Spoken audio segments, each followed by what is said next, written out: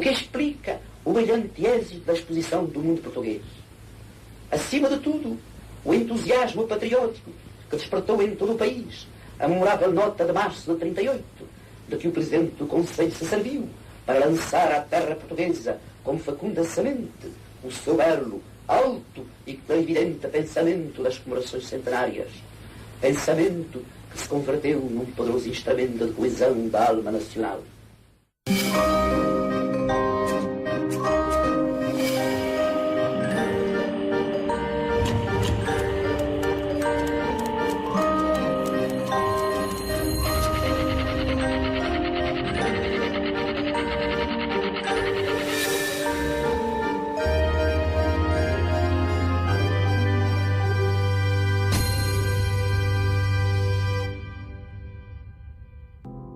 No ano de 1940, a Europa enfrentava a Segunda Guerra Mundial. Em abril e junho do mesmo ano, através de ofensivas rápidas, a chamada Guerra Relâmpago dominou a Dinamarca, a Noruega, os Países Baixos, a Bélgica e grande parte da França. No entanto, todos os países neutrais, Portugal, Espanha e Suíça, escaparam ao poderio do armamento alemão. Todo o período que se iniciou com o estalar da guerra até à queda da França, em junho de 1940, foi marcado em Portugal por um denominador comum: a distância da guerra. O regime e a opinião pública gozavam de uma tranquilidade possível num país que não era ainda, para os países beligerantes, alvo de interesses económicos, militares e estratégicos.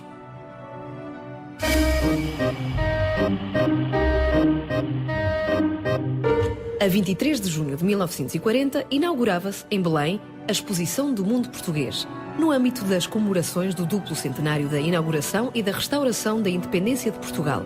Estava assim criado o oásis de paz no meio das horríveis perturbações vividas na Europa. E ao entrar na Exposição do Mundo Português, assustei-me, e é uma das recordações que eu tenho dessa altura, é efetivamente o susto que tive ao entrar e ver uma estátua do tamanho abismal, que eu nunca tinha visto uma estátua daquelas, assim escuro, com uma bola na mão que eu mais tarde vinha saber que era uma esfera armilar.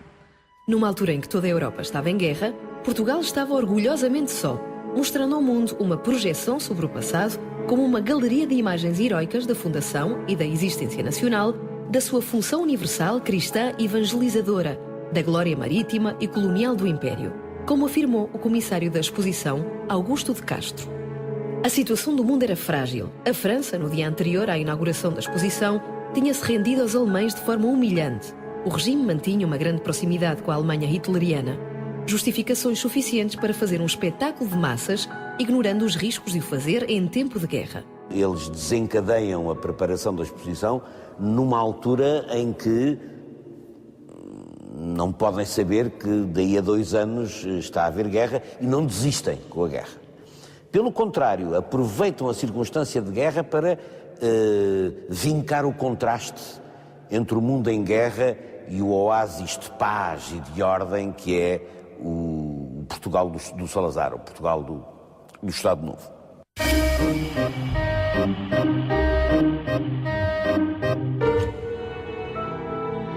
A 27 de março de 1938, Salazar tinha anunciado ao país que se iria comemorar, de forma grandiosa, a ação civilizadora de Portugal e o papel dos portugueses no mundo.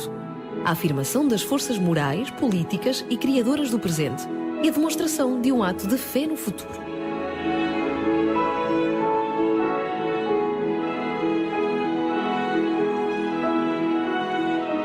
Desde o princípio, a ideia é associar a fundação da nacionalidade e a restauração ao Estado Novo, ao regime, quer dizer, é uma exposição que está totalmente centrada na comemoração do regime.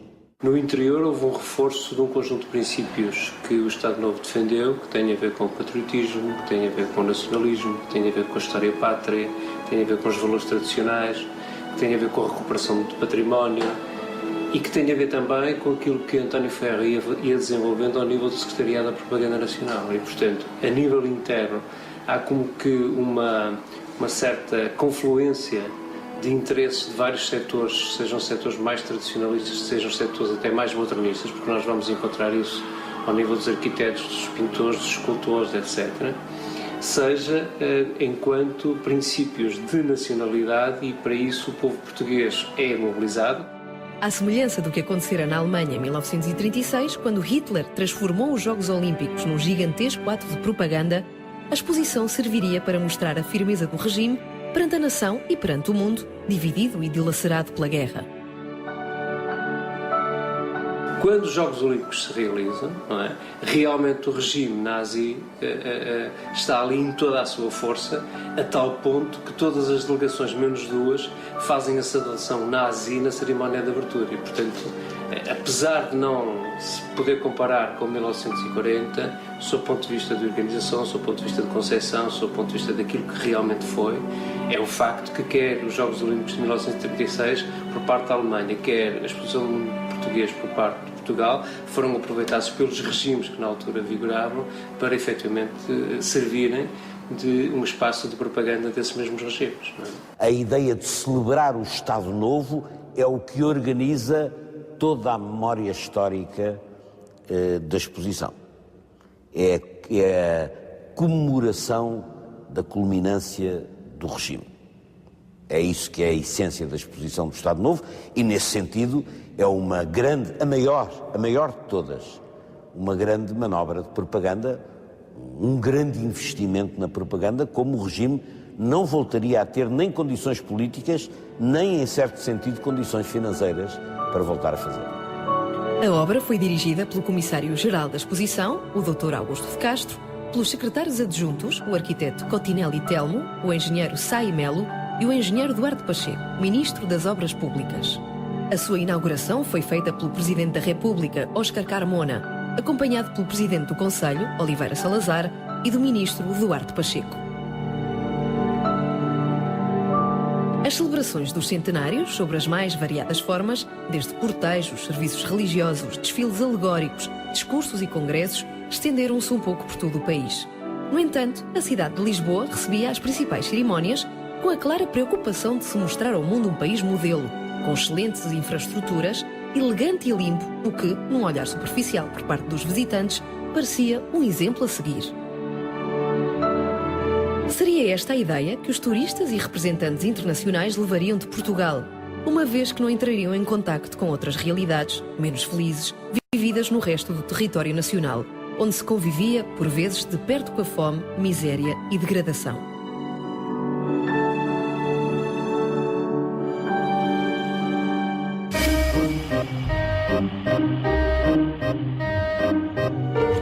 O Secretariado da Propaganda Nacional, dirigido por António Ferro, era a entidade responsável pela organização da exposição. Eu acho que o António Ferro é um dos homens que apanha melhor o sentido do papel da arte nos regimes fascistas. E nesse sentido é um dos intelectuais mais fascistas do seu tempo, no sentido em que ele percebe que a propaganda tem que estar no centro da atividade de um novo regime autoritário, como são os regimes fascistas. A propaganda e a mobilização da massa. A mobilização da massa para aceitar, a mobilização da massa para ser enquadrada, a mobilização da massa para os grandes atos consagratórios do regime. O principal objetivo de António Ferro não era difundir e espalhar os ideais salazaristas e a natureza do regime, mas sim criar meios de distração, culturais e artísticos, que mantivessem os portugueses num caminho único, organizado e de valorização tradicionalista e nacionalista, sem criar percalços ao governo. Podem estar sossegadinhos que aqui não lhes acontece mal nenhum.